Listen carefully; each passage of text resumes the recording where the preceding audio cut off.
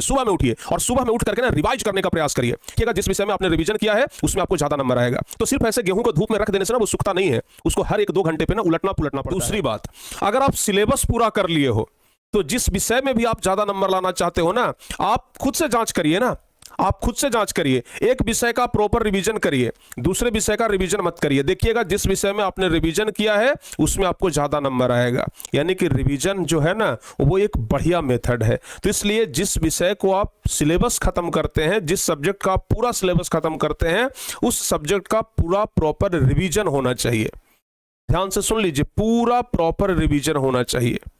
समझ में आ रहा है ना? एक बात आप ध्यान से ये आप लोग अपने घर पर भी देखते होंगे, अगर आप अनाज को सिर्फ धूप में रख देते हैं, जैसे आप गेहूं को धोते हैं, आपकी मम्मी गेहूं को धोती होंगी आटा पिसाने के लिए, तो गेहूं को पहले धूप में सुखाया जाता है। तो सिर्फ ऐसे गेहूं को धूप में रख देने से ना वो सूखता नहीं है, उसको हर 1-2 घंटे पे ना उलटना पुलटना पड़ता है, तब वो क्या होता है, अच्छे से सूखता है। यानी कि हर 1-2 घंटे पे उसको रिवाइज करना होता है ताकि अच्छे से ये सूख जाए। उसी तरीके से आपको भी जो पढ़ा हुआ चीज है ना उसको उलटना पुलटना पड़ेगा, यानी कि रिवाइज करना पड़ेगा ताकि वो अच्छे तरीके से आपके दिमाग में सेट हो जाए।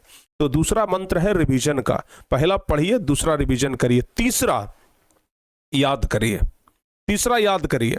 अगर आप रिवीजन करने से भी चीजों को नहीं कर पा रहे हैं तो मॉर्निंग में उठिए, सुबह में उठिए और सुबह में उठ करके ना रिवाइज करने का प्रयास करिए। क्योंकि अगर आप रिवाइज करेंगे तो ही आप अच्छे तरीके से चीजों को कर पाएंगे, और अगर आप रिवाइज नहीं करेंगे तो समझिए कि खत्म। ठीक है ना?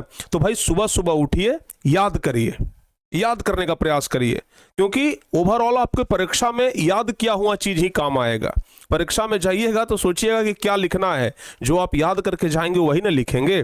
तो बाबू याद करना भी एक बेस्ट तरीका है। आप जितना बेहतर याद करेंगे, जितना ज्यादा क्वेश्चन याद करेंगे, उतना ही ज्यादा आप अच्छा नंबर ला पाएंगे। ये हो गया तीसरा मंत्र।